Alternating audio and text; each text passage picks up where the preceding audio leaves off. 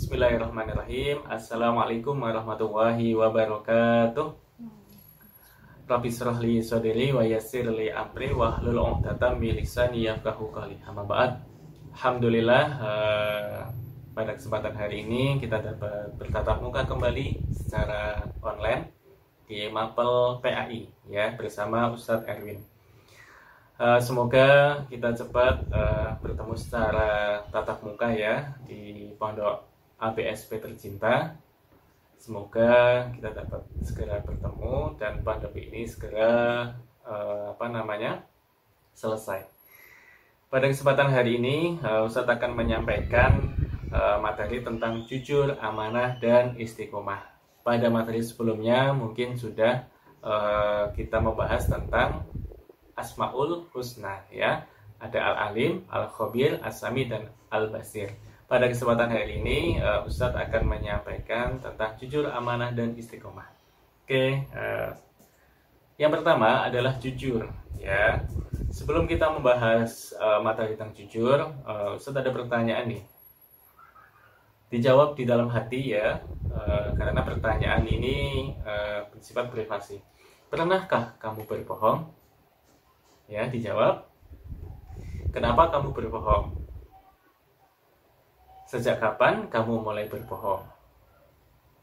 Siapa yang pertama kali mengajari kamu berbohong? Ya, diingat-ingat. Pernahkah kamu mencontek? Mengapa? Ya, tidak usah dijawab secara langsung atau dijawab tidak usah. Dijawab secara dalam hati saja. Oke, sip. Selanjutnya, di sini Ustadz tentang materi jujur ini ada sebuah sekolah itu sudah menerapkan tentang kantin kejujuran.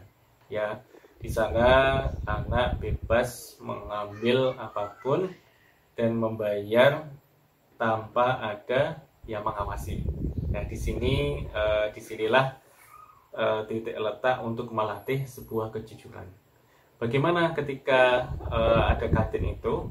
Bagaimana sih nanti ketika diterapkan di ABSP? Apakah nanti benar-benar ketika mengambil benar-benar sesuai dengan yang dibayar, atau bahkan justru mengambil banyak tapi bayarnya tidak sesuai? Nah, ini melatih kejujuran ya. Walaupun nanti tidak ada yang menjaga, tapi Allah Maha mengetahui. Selanjutnya, nih, ada pertanyaan lagi. Bagaimana perasaan kamu setelah berkata jujur? Kamu mengatakan sebuah perkataan jujur, bagaimana sih perasaannya? Jawab ya. Kemudian, bagaimana perasaan kamu jika orang lain tidak berkata jujur? Ya. Itu nanti bisa dijawab. Bolehkah kita menyembunyikan kebenaran atas suatu hal yang kita sudah ketahui? Nanti bisa dijawab ya. Oke. Di Indonesia ya, bahkan di dunia, tentang kejujuran itu krisis ya, masih langka. Hal yang jujur itu masih langka. Berani jujur itu hebat ya, karena ketika kita jujur, berarti jujur kita untuk diri kita sendiri ya. Kita bisa menemui ketidakjujuran itu dimanapun ya, mulai di ruang lingkup pribadi kita sendiri, di keluarga, di sekolah, masyarakat umum, hingga ke pemerintahan. Itu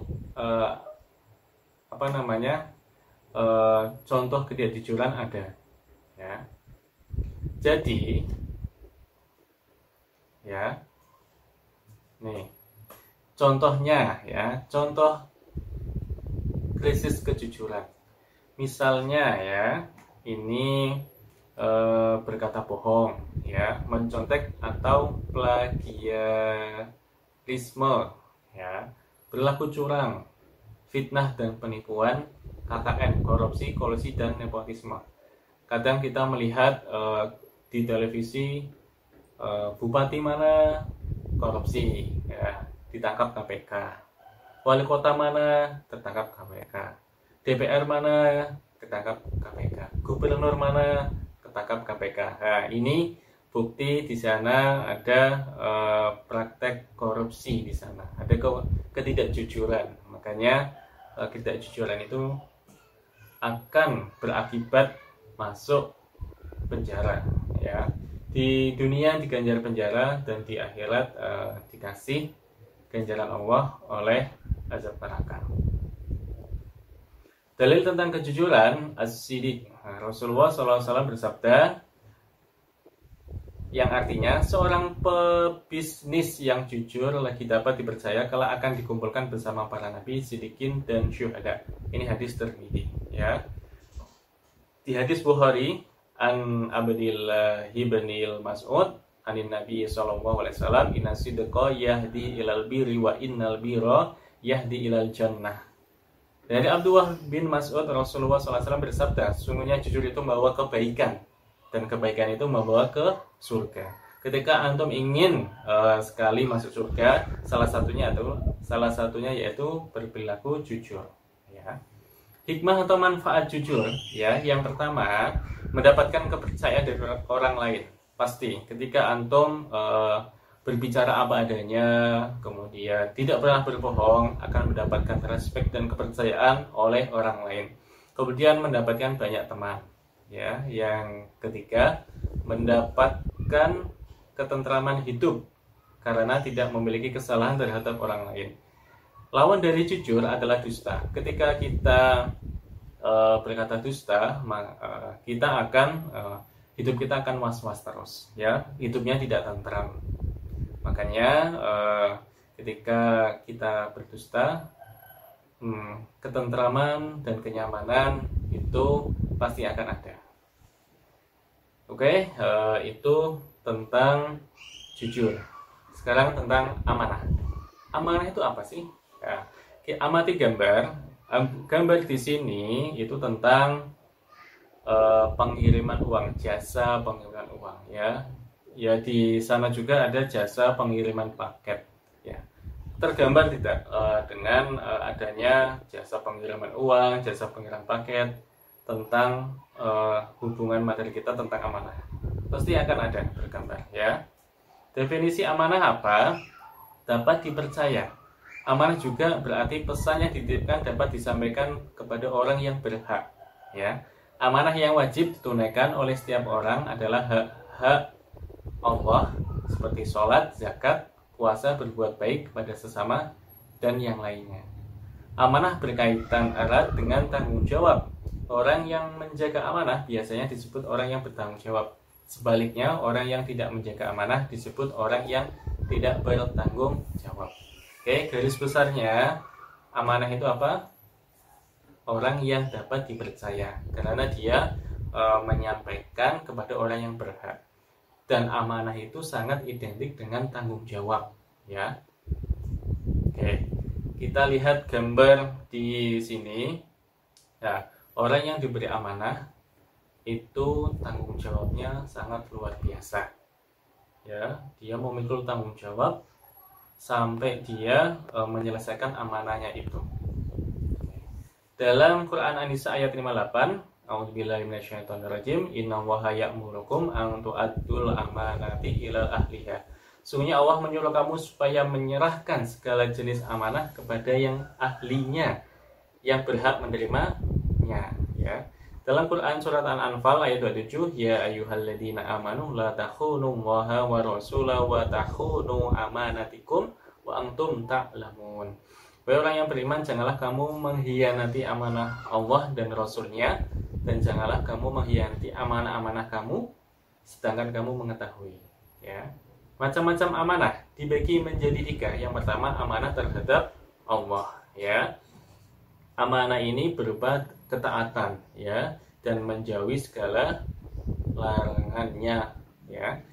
Atau kita berbuat takwa kepada Allah, itu amanah terhadap Allah. Dalam Quran surat Al-Anfal ayat 27, wahai orang yang beriman, janganlah kalian mengkhianati Allah dan Rasulnya, dan juga janganlah kalian mengkhianati amanat-amanat yang dipercayakan kepadamu sedangkan kamu mengetahui. Oke, amanah kepada Allah contohnya sholat, ya, kita kewajiban seorang muslim puasa, zakat, haji, sedekah, berkurban, dan lainnya. Amanah terhadap sesama manusia. Amanah ini meliputi hak-hak antar sesama manusia. Misalnya ketika dititipi pesan, ya, Ustadz menitipi pesan kepada antum untuk disampaikan kepada temannya, itu disampaikan. Atau menitipkan barang, ya, maka disampaikan kepada yang berhak menerimanya. Inna wa ya'murukum an tu'addul amanati ila ahliha. Sungguhnya Allah Subhanahu wa taala menyuruh kamu untuk menyampaikan amanah kepada yang berhak menerimanya. Ya, ini contohnya dititipi uang atau barang, ya. Ya, contoh yang lain, amanah itu tidak hanya menyampaikan pesan, menyampaikan barang, melainkan amanah itu juga sebuah tanggung jawab seorang pemimpin, ya. Karena sejatinya setiap orang itu adalah pemimpin untuk dirinya sendiri, untuk keluarganya, untuk masyarakat, bahkan untuk rakyatnya. Nah, ini ketika kita memegang amanah pemimpin, kita harus bertanggung jawab atas kepemimpinannya. Yang ketiga, amanah terhadap diri sendiri. Amanah terhadap diri sendiri adalah menjalani dengan memelihara dan menggunakan segenap kemampuannya demi menjaga kelangsungan hidup, kesejahteraan, dan kebahagiaan diri. Ya, dan sungguh beruntung orang yang memelihara amanat dan janjinya. Oke. Amanah terhadap diri sendiri itu berarti kita menjalankan apa yang sudah Allah amanahkan kepada diri kita sebaik mungkin. Hikmah perilaku amanah dipercaya oleh orang lain. Nah, ini pasti, ini modal utama agar kita hubungan sosial kita kepada sesama, mendapatkan simpati dari semua pihak, baik yang kawan maupun lawan. Ya, hidupnya akan sukses dan dimudahkan oleh Allah Subhanahu wa taala. Jalankan amanah dengan sebaik-baiknya. Yang ketiga adalah istiqomah. Istiqomah itu apa? Bersikap kukuh pada pendirian dan konsekuen dalam tindakan, ya.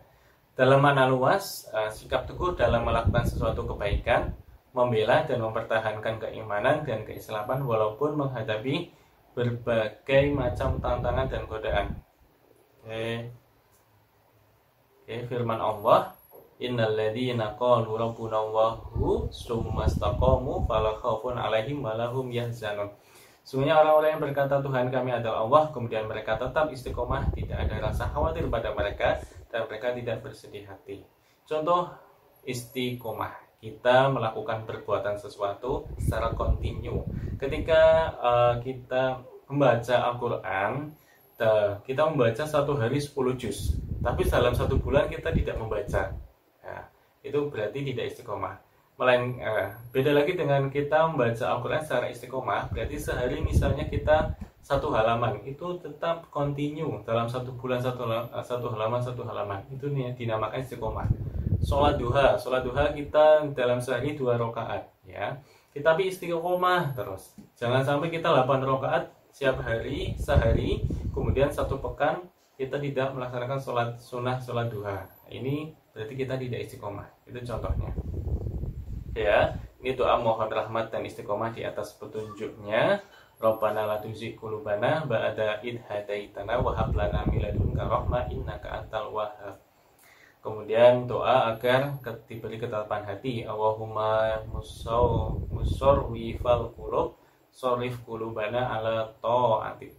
Kemudian ya muqallibal qulub sabis qalbi ala dinik. Agar istiqomah dalam menaatinya. Allahumma inni ala dzikrika wa syukrika wa husni ibadatik. Itu doa-doa supaya kita diberikan sifat istiqomah. Yang selanjutnya, hikmah perilaku istiqomah. Orang yang istiqomah akan dijauhkan oleh Allah dari rasa takut dan sedih sehingga dapat mengatasi rasa sedih yang menimpanya. Tidak hanya dibawa kesedihan dan tidak gentar dalam menghadapi kehidupan masa yang akan datang. Orang yang istiqomah akan mendapatkan kesuksesan dalam hidupnya di dunia karena ia tekun dan ulet. Dan yang ketiga, orang yang istiqomah dan selalu sabar serta mendirikan sholat akan selalu dilindungi oleh Allah Subhanahu wa taala. Oke. Itu presentasi yang bisa Ustadz sampaikan, semoga bermanfaat. Wassalamualaikum warahmatullahi wabarakatuh.